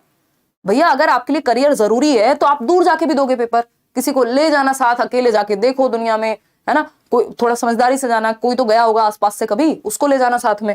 पेपर तो देना जरूरी है ना, एक बार दे दोगे, वैकेंसी आए अपना लगो काम पे, आगे की तैयारी करो, सीटेट से फ्री हो जाओ, है। ये कोई रीजन है? हमें इतना आराम चाहिए, इतना कंफर्ट जोन हमारा डिस्टर्ब ना हो जाए, ये गड़बड़ मामला है। 18 जनवरी 2023, देखिए एक बार 18 जनवरी 2023 मॉर्निंग शिफ्ट। क्लियर है बात? अब कोई लोग कहेंगे एक बार आपने भी पेपर नहीं दिया था। अरे वो पेपर में मजे के लिए देती थी, मेरे को उसको करना थोड़ी ना था, तो मेरे को लगा दूर है यार, टाइम वेस्ट हो गया, टाइम की वैल्यू नहीं है इतनी, छोड़ो, ठीक। लेकिन आपके लिए जब आपको पता है कि भाई इसी क्षेत्र में जाना है आगे, तो जॉब पेपर देना चाहिए। देखिएगा एक बार, दूर हो क्या हो गया? सी ऑप्शन 70% लोग। अकॉर्डिंग टू जीन प्याजे theory of cognitive development, at which stage बच्चों में आ जाता है, बच्चे begin to think through operations logically. Logic जब भी लिखा हो लॉजिकली, समझ जाइएगा कॉन्क्रीट ऑपरेशनल की बात हो रही है, क्योंकि लॉजिक यही आता है 7 से 11 वर्ष में। ये तो एकदम आसान सा सवाल था, लड्डू क्वेश्चन था। नेक्स्ट क्वेश्चन बढ़ेंगे, फटाफट से पोल में दीजिएगा जवाब। क्या है क्वेश्चन नंबर 12? बताइए फटाफट।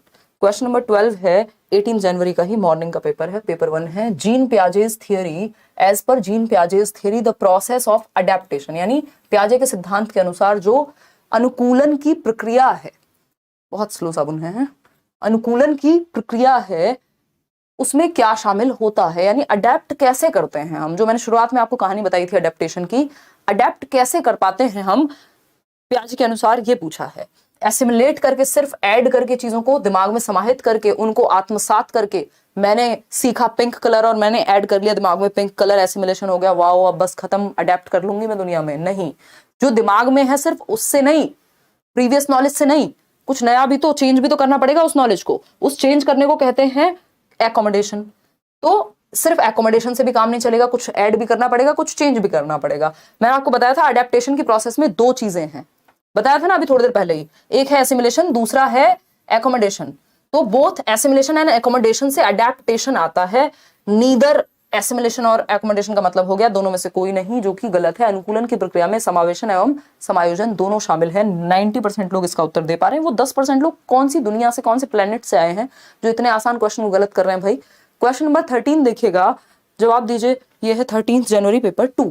According to Jean Piaget, the infant explores the world by coordinating sensory experiences. यानी एक इन्फेंट है, जब भी इन्फेंट लिखा हो समझ जाओ जन्म से 2 वर्ष के बच्चे की बात चल रही है, ठीक है ना। एक शिशु है, एक शैशवावस्था का बच्चा है।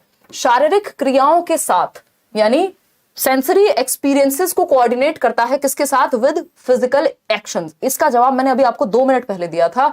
आपको लग रहा होगा कि मैं ऐसी कहानियां सुना रही हूं, एक एक लाइन में से क्वेश्चंस निकलना संभव है, ठीक है ना। देखिए, सेंसरी एक्सपीरियंसेस को कोऑर्डिनेट कर दिया यानी जोड़ दिया विद फिजिकल एक्शंस। फिजिकल मतलब शारीरिक क्रियाओं के साथ संवेदी गामक या संवेदी अनुभवों को, जो आपकी इंद्रियां हैं उनके अनुभवों को, यानी जो आप देख रहे हैं, जो आप सुन रहे हैं, जो आप टच कर रहे हैं, जो आप टेस्ट कर रहे हैं, इन 5 सेंसेस को मिलाकर के किसके साथ रख दिया? चलने फिरने के साथ, फिजिकल एक्शंस के साथ, चलना फिरना, दौड़ना, भागना, कूदना, वॉटेवर। इसीलिए सेंसरी मोटर कहलाती है ये स्टेज, क्योंकि सेंसेस है ना, सेंसरी एक्सपीरियंस के साथ जोड़ दिया किसको? फिजिकल एक्टिविटी को, यानी मोटर एक्शंस को। मोटर एक्शन डेवलपमेंट के टाइप पढ़े ना, फिजिकल डेवलपमेंट में ही आता है मोटर डेवलपमेंट, जिसमें जीएफ आती है, यानी गर्लफ्रेंड नहीं, ग्रॉस मोटर रूप, फाइन मोटर स्किल्स, ठीक है ना। तो ये मोटर स्टेज का मतलब ये है कि जिसमें गतिविधि हो रही होगी, फिजिकल एक्टिविटीज हो रही होंगी, इसलिए इसको संवेदी चालक अवस्था या संवेदी गामक अवस्था या संवेदी परक अवस्था बोलते हैं। बात क्लियर है या नहीं है? बिल्कुल क्लियर है हमें ये बात।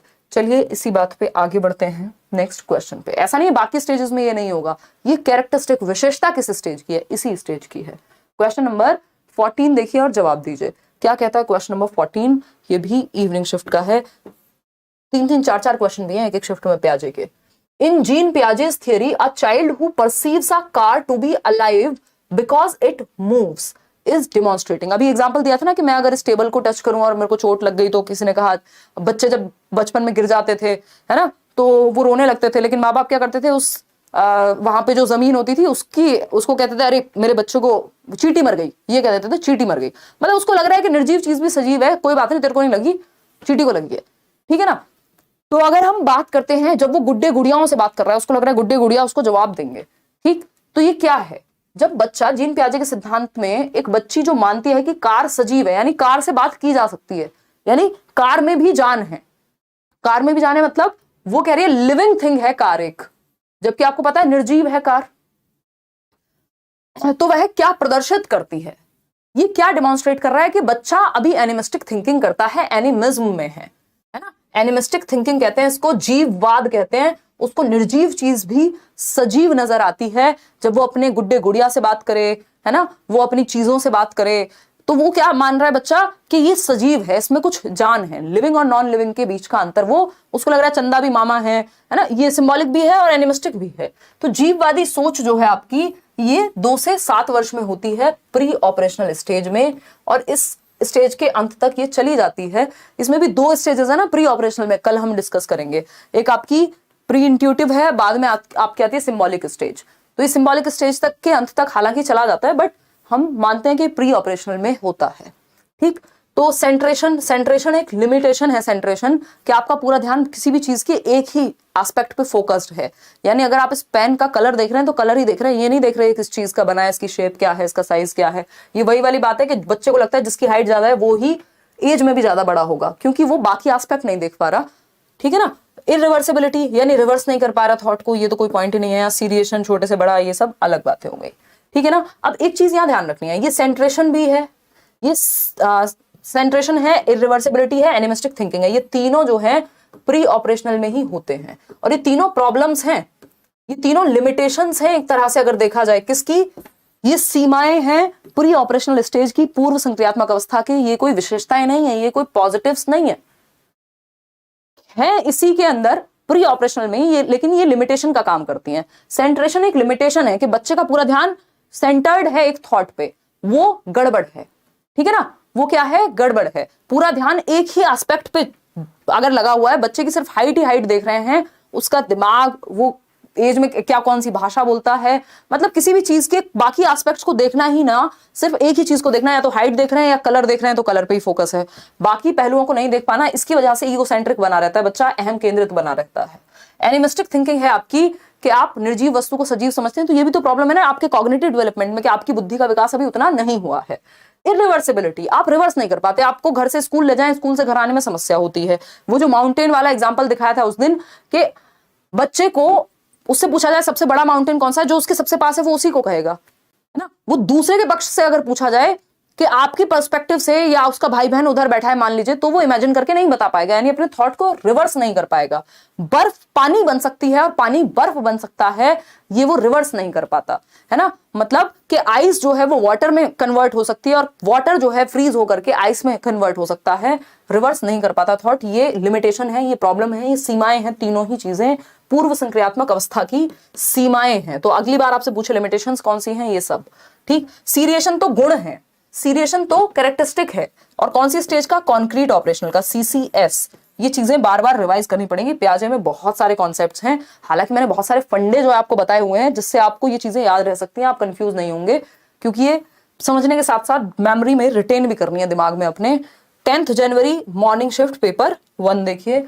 As per Jean Piaget's theory of cognitive development, यानी जो पियाजे की थियरी है संज्ञानात्मक विकास की, in which of the following stage do children begin to use symbols to represent objects। यही क्वेश्चन घुमा के थोड़ी देर पहले भी आया था कि कौन सी वो स्टेज है जब बच्चे क्या है, वस्तुओं को वर्णित करने लगते हैं संकेतों के माध्यम से, संकेतों के माध्यम से।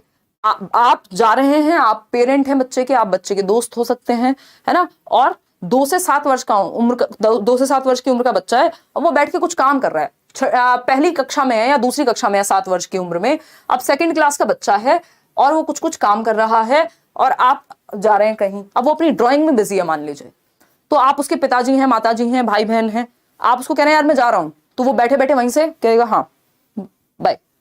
मतलब सिंबॉलिक है ये चीज, ठीक है ना।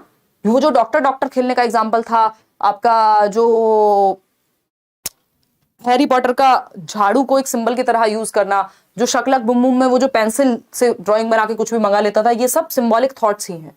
ए फॉर एप्पल वाला एग्जांपल, ठीक है ना। 2 से 7 वर्ष में ये ऐसा होता है कि बच्चा सिंबॉलिक थॉट को, ये सिंबॉलिक स्टेज है अपने आप में, क्लियर है, सिंबल्स का इस्तेमाल करना शुरू कर देता है, भाषा का भी अच्छे से। क्वेश्चन नंबर 16 देखिएगा। सिंबॉलिक स्टेज ये भी है कि आप 2 चीज अलग अलग ना दिखा करके सीधा 2 लिखना जान गए। आपको पता है ये 2 रिप्रेजेंट करता है 2 चीजों को, ठीक है ना, ये भी सिंबॉलिक थॉट है। क्वेश्चन नंबर 16 देखिए और पोल में दीजिए जवाब। क्या है, according to Jean पियाजे organised structures of knowledge in the brain are called. Gene पियाजे के अनुसार मस्तिष्क में ज्ञान की व्यवस्थित संरचनाएं क्या कहलाती हैं, यानी ऑर्गेनाइज्ड स्ट्रक्चर ऑफ नॉलेज या मेंटल स्ट्रक्चर्स, मेंटल स्ट्रक्चर्स यानी मानसिक संरचनाएं जो दिमाग में आपके, या ऑर्गेनाइज्ड स्ट्रक्चर्स ऑफ इंफॉर्मेशन, यानी जो भी दुनिया में इंफॉर्मेशन है आपके दिमाग में वो ऑर्गेनाइज्ड है, ऑर्गेनाइज्ड स्ट्रक्चर है। पोल प्लीज आ गया पोल। 91% लोग कह रहे हैं कि ये सही है, बाकी लोग कह रहे हैं जो उत्तर सही नहीं है, बाकी के 8-9% वो कह रहे हैं। देखिए रिफ्लेक्सेस होती हैं, अनैच्छिक क्रियाएं, जिन पे आपका जोर नहीं है, आपका दिल का जो धड़कना है उस पे आपका कंट्रोल नहीं है, आपकी पलकों के झपकने पे आपका कंट्रोल नहीं है, ये है अनैच्छिक क्रियाएं, ठीक है ना। आप किसको थप्पड़ मारेंगे वो है ऐच्छिक क्रिया, ठीक है ना, मतलब वो आपका रिफ्लेक्स नहीं है, वो वॉलेंट्री एक्शन है। तो जो वॉलेंट्री एक्शन है, पियाजे कहते हैं शुरुआत के कुछ रिफ्लेक्सेस होते हैं आपके, तो कुछ रिफ्लेक्सेस हैं जो आपकी, जैसे बच्चे का सकिंग रिफ्लेक्स है, एक बच्चे को दूध पीना कोई अलग से थोड़ी सिखाया जाता है, वो इनहेरेंटली उसको आता है, सहजता से, इंट्यूटिवली खुद से सीख जाता है, ये रिफ्लेक्स में आएगा। एक आपका मोरो रिफ्लेक्स होता है कि पैर के बीच में आप बच्चे को टच करेंगे तो ऐसे करेगा। एक आपका रूटिंग रिफ्लेक्स है कि आप ऐसे करेंगे तो बच्चा ऐसे ऐसे करेगा, ठीक है ना। खैर छोड़िए, कॉन्सेप्ट्स होते हैं संप्रत्यय दिमाग में, ऑपरेशंस एक्टिविटीज को कहते हैं पियाजे की भाषा में। तो यहाँ schema is the right answer कि पियाजे के अनुसार मस्तिष्क में ज्ञान की व्यवस्थित संरचनाएं, बेसिकली आप इसको कह सकते हो जो एग्जिस्टिंग नॉलेज है आपकी, एग्जिस्टिंग नॉलेज बोले तो जो भी आज आपको आता है, जो वर्तमान ज्ञान है, वो क्या है, आपके स्टोर्ड इंफॉर्मेशन हो गई एक तरह से, जिसको आप प्रॉपर समझ पाते हैं, ठीक है ना। तो वो स्कीमा है। मेंटल स्ट्रक्चर्स पूछ ले, ऑर्गेनाइज्ड स्ट्रक्चर्स पूछ ले, organised structure of knowledge in the brain, आपके दिमाग में जो भी कुछ स्टोर्ड है, चाहे वो लोगों के बारे में हो, चीजों के बारे में हो, जगहों के बारे में हो, गेम्स के बारे में हो, जो भी कुछ स्टोर्ड है जिसको ऑर्गेनाइज करके रखा हुआ है अपने ब्रेन में, वो सब क्या है। आपने साइकिल चलाना सीखा था, 2 साल से साइकिल नहीं चलाई, तीसरे साल साइकिल उठाई, फिर भी चला पा रहे हैं, कहीं ना कहीं स्कीमा में सेट है। आप साइकिल देख के पहचान पा रहे हैं कि ये साइकिल कहते हैं इसे, और इसका मतलब स्कीमा में कहीं ना कहीं सेट है। ठीक, तो ये हुआ स्कीमा। आगे बढ़ेंगे। थैंक गॉड एक आध पिक्चर तो बची है इसमें, ये कैसे आ गई, मतलब कुछ तो गड़बड़ हुई है। तो ये स्कीमा का उदाहरण है, ये आप देख रहे हैं हमारे ब्रेन में बॉटल, जिम, है ना, मेल फीमेल का कॉन्सेप्ट है, ये सब स्कीमा में ही तो ऐड है हमारे। कोई आपका गेम कुछ कैसे यूज करते हैं, एक गेमिंग रिमोट को या वॉट, ठीक है ना, कंसोल को। कार के बारे में आपका स्कीमा होगा कि आपको पता है चाबी कहाँ लगानी है। आपका जो, मान लीजिए आपके पास एक कार है, आजकल मेरी कार गई हुई है, कुछ उसमें काम होना है, तो उस चक्कर में, तो जो मेरे पास कार है उसमें एक स्टार्ट स्टॉप बटन से वो ऑन होती है। तो मैं कार में एंट्री लूंगी और मुझे पता है वो बटन प्रेस करना है मुझे, ठीक है ना। ये मेरे स्कीमा में सेट हो चुका है, रेपिटेटिव जो चीजें हुई हैं उसके कारण, एक प्रोसेस के कारण। और अब कुछ दिनों से मेरे पास दूसरी कार है हमारी घर वाली, अब उसमें लगती है चाबी, ठीक है ना। तो ऐसा हो सकता है कि जब मैं अपनी इस कार में बैठती हूं तो मैं क्या करूंगी, वो बटन ढूंढूं प्रेस करने के लिए। जब आप रूम में एंट्री लेते हैं और आप सबसे पहले वही स्विच प्रेस करते हैं जिससे पता है आपको जो लाइट है या जो पंखा है वो चलेगा। लेकिन अगर उसको चेंज कर दिया जाए तो आपका स्कीमा अडेप्ट करेगा, एकोमोडेट करेंगे आप अपने ब्रेन में। तो मेरा ब्रेन एकोमोडेट करेगा, भैया इसमें ना बटन नहीं दबाते हैं, चाबी घुमानी पड़ती है। तो ये मेरे स्कीमा में चेंज करने की कोशिश कर रही हूं, मैं अडेप्ट कर रही हूं। तो स्कीमा में चीजें एडेड होती हैं जिसकी वजह से हम चीजें कर पाते हैं, ठीक है ना। कि पानी पीना है, फुटबॉल खेलनी है, तो आपको पता है कि कौन से लेग से आपको वो किक करनी है। तो ये सब स्कीमा में एडेड चीजें हैं।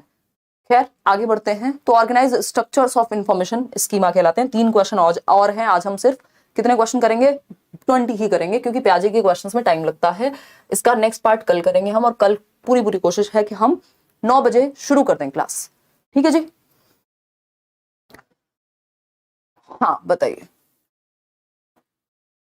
मैम, आपको पता है सारे टीचर यूट्यूब पे आपकी क्लास देखते हैं। अब भक्ति अच्छी बात है यार, देख लेने दो, है। मैं तो ज्यादा किससे आजकल मतलब रखना बंद कर रखा है भाई।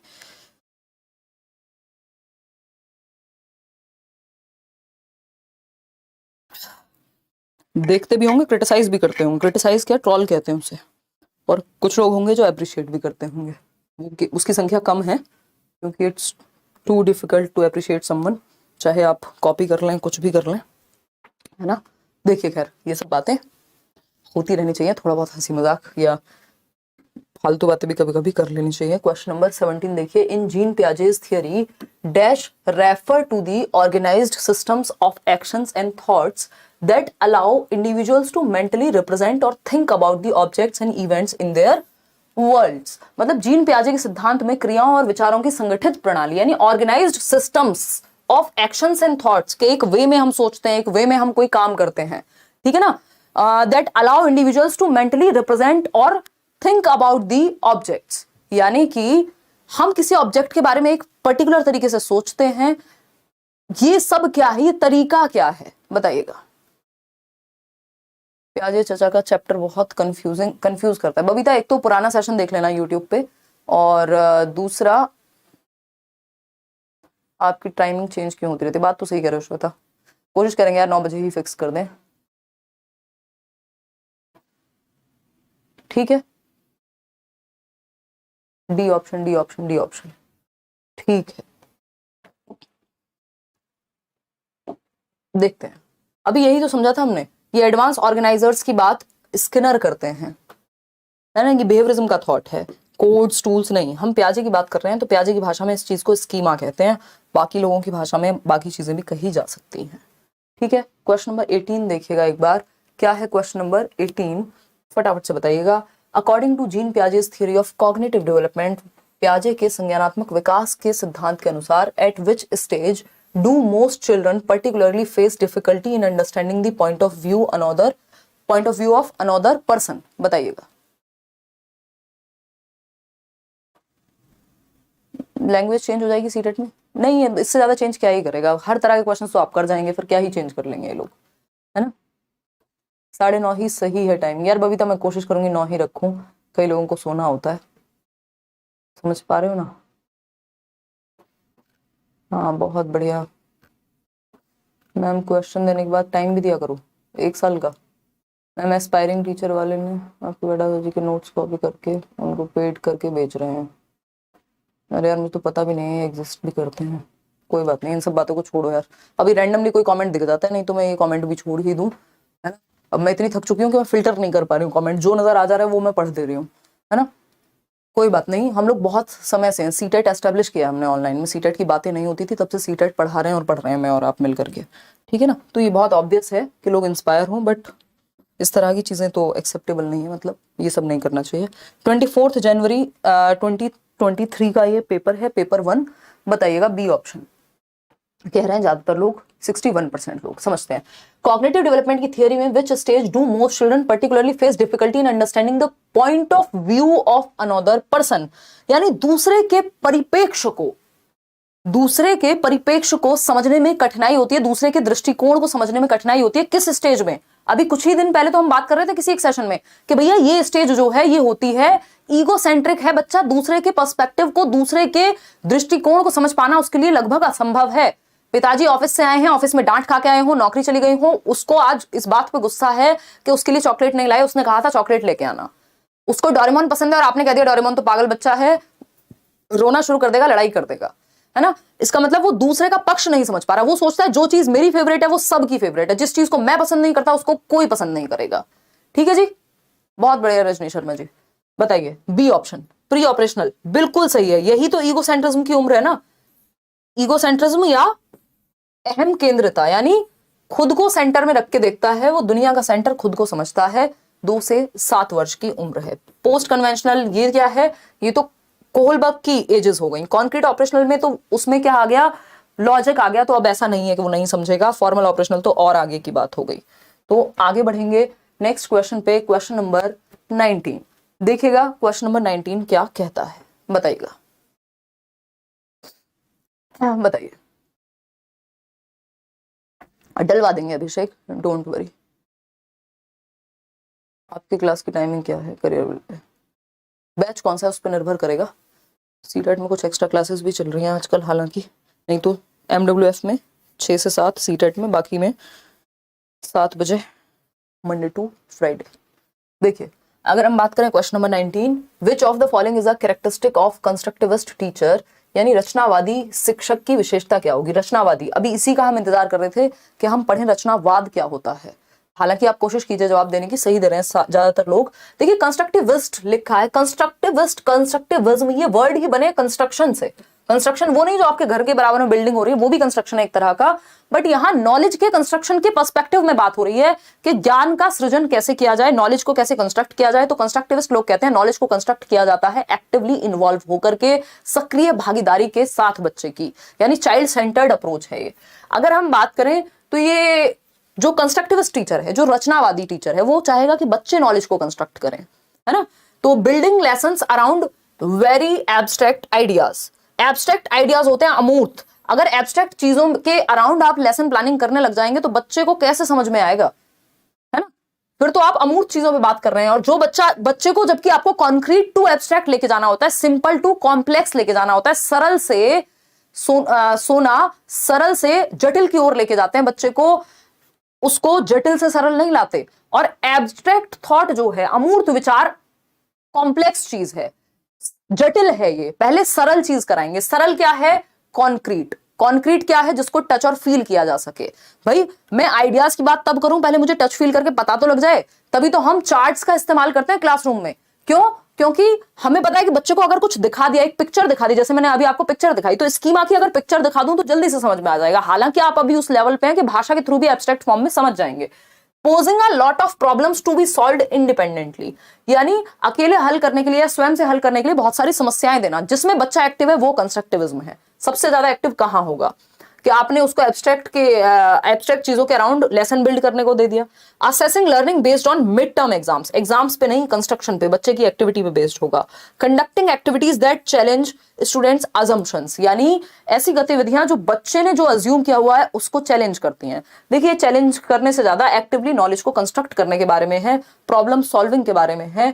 तो क्या होगा? अकेले हल करने के लिए बहुत सारी समस्याएं देना। ठीक है जी, ठीक है, क्लियर है बात। कोई दिक्कत परेशानी दर्द समस्या अगर हो तो आप बता सकते हैं। आज इतना ही नहीं रखेंगे, इसके आगे एक और क्वेश्चन करेंगे, है ना। तबीयत आज भी थोड़ी सी ढीली है बट चल जाएगा। देखिए क्वेश्चन नंबर 20 देखिए, असर्शन यानी कथन और रीजन यानी इसका कारण या तर्क। सरला एक 6 साल की बच्ची can not do task of conservation and seriation, यानी संरक्षण वाले टास्क जिसमें उसको ये देखना हो कि क्वांटिटी चेंज होने से वॉल्यूम चेंज नहीं होता, शेप और साइज के बदलने से, यानी आकार प्रकार के बदलने से क्वांटिटी या अमाउंट या जो वॉल्यूम है वो चेंज नहीं होता। ये बात अगर समझ, मतलब एक 6 वर्ष की बच्ची है जो ये वाले काम नहीं कर पा रही है, क्योंकि 6 वर्ष की है इसलिए नहीं कर पा रही है ना, नहीं कर सकती। सरला संरक्षण और क्रमांकन, भाई हमें पता है सीसीएस कब आता है, कंजर्वेशन और सीरिएशन कब आता है, 7 से 11 वर्ष में आता है, कॉन्क्रीट ऑपरेशनल में आता है, और सरला है 6 साल की, तो स्वाभाविक है कि नहीं कर पा रही होगी, है ना। हालांकि कुछ एक्सेप्शंस ऐसे भी मिल जाएंगे जो कर लेंगे इस उम्र में कोई काम, वो डिपेंड करेगा उनको माहौल कैसा मिला है, उनको ट्रेनिंग कैसी मिली है, बट वो प्याजे के क्रिटिसिज्म में चले जाएंगे फिर, ठीक है ना। फिर आता है इसका तर्क, children in pre concrete stage have difficulties in considering multiple aspects of a solution, यानी प्री कॉन्क्रीट स्टेज कह लीजिए, प्री ऑपरेशनल स्टेज के बच्चों को जो विचार होते हैं उनको उनके मल्टीपल एस्पेक्ट समझने में दिक्कत होती है, मल्टीपल एस्पेक्ट समझने में दिक्कत होती है 2 से 7 वर्ष के बच्चों को, बिल्कुल होगी। क्यों? क्योंकि वो ईगो सेंट्रिक है ना। तो दोनों ही बातें सही तो है अपनी अपनी जगह, तो both A and R are true and R is the correct explanation of A. बस ये देखना है कि ये रीजन सही है क्या इसका। तो सरला एक 6 साल की बच्ची है, can not do task of conservation and seriation. देखिए कंजर्वेशन के टास्क में चीजें रिवर्स करनी होती हैं दिमाग में, है ना, रिवर्सिबिलिटी भी चाहिए होती है, सीरिएशन में भी रिवर्सिबिलिटी चाहिए होती है, तो बात तो सही है। Children in pre concrete stage have difficulties in considering multiple aspects of a situation. भैया कई सारे एस्पेक्ट नहीं देख पाते इस उम्र के बच्चे, 2 से 6 वर्ष के बच्चे, इसी को प्री कॉन्क्रीट कहा है, इसलिए सीरिएशन के काम नहीं कर पा रहे, इसलिए कंजर्वेशन नहीं कर पा रही। बात तो सही है, कोई दिक्कत ही नहीं है। Both A and R are true and R is the correct explanation of A. कब का? 18 जनवरी का, अभी 2023 में हुए ऑनलाइन एग्जाम्स का ही क्वेश्चन है। हालांकि क्वेश्चंस जो हैं वो बहुत सारे क्वेश्चंस हैं जो प्याजे पे आए हुए हैं। हम आगे जब मिक्स्ड क्वेश्चंस की प्रैक्टिस करेंगे सेट वाइज तब भी वो चीजें आएंगी, और कल सेकंड पार्ट भी इसका होगा जिसमें और मुश्किल क्वेश्चंस को डालने का प्रयास किया जाएगा। और जो शिफ्ट में बेसिकली मुश्किल क्वेश्चन क्या है, जो शिफ्ट में आए हुए क्वेश्चन है, लेकिन कुछ और एक्स्ट्रा क्वेश्चन भी ऐड कर दिए जाएंगे जो थोड़ा सा घुमा सकते हैं आपको, ठीक है ना। करियर विल ऐप डाउनलोड करके आप बैचेस में एनरोल कर सकते हैं, चाहे वो सीटेट हो, पेडागोजी स्पेशल में इस संडे शाम तक एडमिशंस ओपन है। फिर उसके बाद कब आएगा, 3 महीने बाद आए, 4 महीने बाद आए, nobody knows. डीट plus B, KVS, whatever, जो जिस भी एग्जाम की तैयारी आप कर रहे हैं, पेडागोजी स्पेशल में 800 रुपए का बैच आई थिंक एनरोल आप कर सकते हैं। कुछ क्लासेस हो गई हैं उसमें, तो आपको वो रिकॉर्डेड फॉर्म में देखनी पड़ेंगी, बाकी लाइव क्लास डेली चल रही है। ये है आपका बिहार वाला पेपर। आउट ऑफ 20 क्वेश्चंस कितने ठीक हुए वो आप बता दो। इस बार मंडे से पहले मतलब मैं वीकेंड पे दे पाऊंगी आपको जो ये पीडीएफ्स हैं कुछ, अगर इन बिटवीन टाइम मिला तो मैं शेयर कर दूंगी टेलीग्राम चैनल पे। लेट्स लर्न स्क्वाड सर्च करेंगे, किसी भी फेक चैनल से नहीं जुड़ेंगे। लार्जेस्ट चैनल है अगर हम देखें, 8 लाख समथिंग, पता नहीं मेरे को याद भी नहीं, 8 लाख हैं, 8,19,000 है शायद, है ना। किसी भी फेक चैनल से नहीं जुड़ना है, तो ये थोड़ा सा ध्यान रखना है। लाइक शेयर सब्सक्राइब आपने ना किया हो तो आप कर दीजिएगा। बाकी बी योर ओन कांस्टेंट, अपना रखिए ध्यान और अपने साथ बने रहिए, मेहनत कीजिए, खुद को बेहतर बनाइए ताकि समाज को बेहतर बनाया जा सके। आज के लिए इतना ही ज्ञान काफ़ी है, अब आप अपने घर जा सकते हैं। 30 नहीं, आज हमने 20 क्वेश्चन किए हैं, हम डेली 30 करते हैं तो इसलिए मुझे वही याद था, है ना। आज के लिए इतना ही रखेंगे। 17 out of 20, 19, 16, thank you so much, thank you यार। हिंदी की भी कोशिश करूंगी, वैसे 2-4 दिन देंगे अगर आप मुझे, मतलब मेरे साथ जुड़े हुए रहेंगे तो आपको मेरा जो वे है, क्योंकि ये सब्जेक्ट अपने आप में नया है, इसको आप जिस भाषा में पढ़ना शुरू कर देंगे उसमें समझना आना शुरू हो जाएगा, तो आप थोड़ा सा टाइम खुद को भी दीजिए। और टर्मिनोलॉजी इंग्लिश में याद रखेंगे तो ज़्यादा ईजी रहेगा।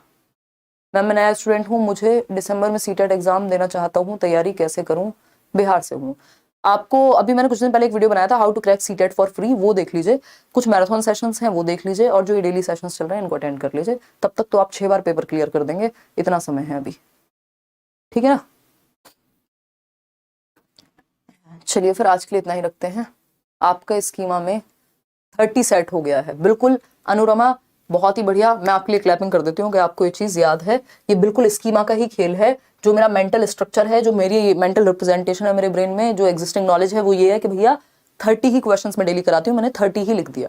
अब मेरे को अपने स्कीमा को क्या करना पड़ा, अपडेट करना पड़ा। मैंने एकोमोडेशन किया, यहाँ पे एसिमुलेट किया हुआ था 30, एकोमोडेट किया है, समायोजन किया है 20 में, है ना। अडेप्ट कर लिया स्कीमा, अपडेट कर दिया कि भैया आज 20 ही है ना, अभी के लिए। हालांकि टेम्परेरी चीज है, इसकी में हम थोड़ा सा डेली बेसिस पे जब करते हैं वो चीज याद रहती है। चलिए आज के लिए इतना ही। Thank you so much, bye bye. ऐसे ही आप रियल लाइफ से जोड़ के पढ़ते रहें, कोई दिक्कत आपको होगी नहीं, 30 में से 30 आ जाएगा। हम टॉपिक वाइज चल रहे हैं, कल भी प्याजे करेंगे, फिर हम आपका वाइगॉस्की और एक 3 घंटे का सेशन, क्योंकि अब आपने जितने मैंने बताए थे आपको मैराथन वगैरह देख लिए होंगे अलग अलग सब्जेक्ट के, लेट्स लर्न पे ही फ्री क्लास में भी। और एक पेपर एनालाइज करेंगे पूरा 3 घंटे का, 150 क्वेश्चंस का, जो हम हर साल करते हैं।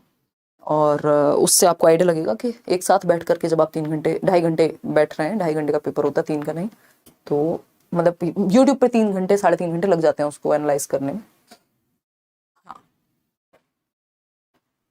अरे अभी मिल जाएंगे यार नोट्स, टेंशन ना लो, मंडे को मिल जाएंगे वो सीटेट वाले बैच में जो नोट्स है ना। फिर उसके बाद डेली साथ साथ मिलेंगे। अभी 5-6 सेशन के इकट्ठे हो गए हैं, फिर साथ साथ मिलेंगे। चलिए आज के लिए इतना ही। बहुत मजा आया आपके साथ डिस्कशन में। कल 9 बजे मिलेंगे हम, है ना। मैं कोशिश करूंगी 9:30 ना हो, क्लास 9 बजे ही हो, और अब डेली 9 बजे ही चले। चलिए टेक